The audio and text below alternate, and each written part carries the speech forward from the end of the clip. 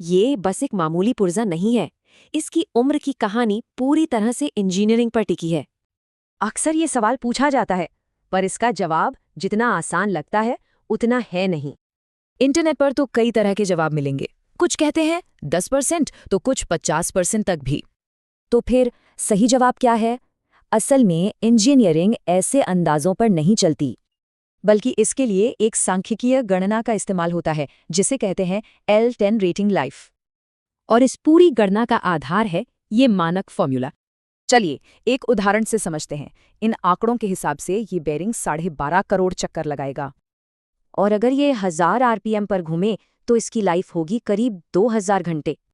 पर ये फॉर्मूला तो सिर्फ शुरुआत है, ये तो आदर्श हालात की बात हुई।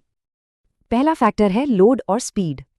लोड में छोटा बदलाव भी उम्र पर बड़ा असर डालता है। और स्पीड जितनी तेज होगी, घर्षण और गर्मी भी उतनी ही बढ़ेगी। जिससे हम आते हैं सबसे ज़रूरी चीज़ पर, जो है सही लुब्रिकेशन। इसके बिना मेटल से मेटल का संपर्क होता है और नतीजा होता है समय से पहले खराबी। देखिए, लुब्रिकेशन की एक छोटी सी चूक का नतीजा कितना बड़ा हो सकता है। पूरी मशीन ही जाम हो सकती है। इसीलिए स्पीड और तापमान के हिसाब से अलग अलग लुब्रिकेशन के तरीके अपनाए जाते हैं। पर सबसे अच्छा लुब्रिकेंट भी बेकार है अगर वो गंदा हो जाए। और यहीं पर शील्ड्स और सील्स का काम आता है।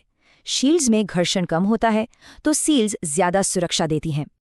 ये फर्क यहाँ साफ दिखता है। बाईं ओर मेटल शील्ड और दाईं ओर रबर सील जो एकदम चिपकी हुई है। तो मतलब साफ है, किसी बेरिंग की लाइफ डेटा शीट पर लिखा सिर्फ एक नंबर नहीं है। ये एक इंजीनियर नतीजा है जिसमें लोड, स्पीड, लुब्रिकेशन और सुरक्षा सबका संतुलन जरूरी है।